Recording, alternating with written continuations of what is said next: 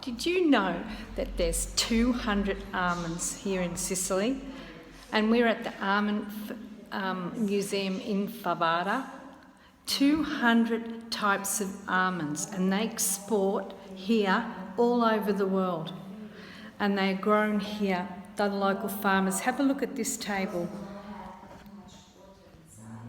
All the different types of almonds. It's amazing. Look.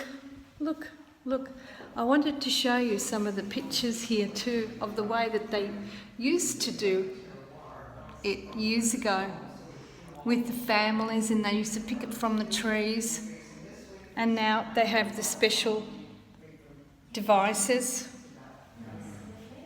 Have a look at these. Amazing. Look at that.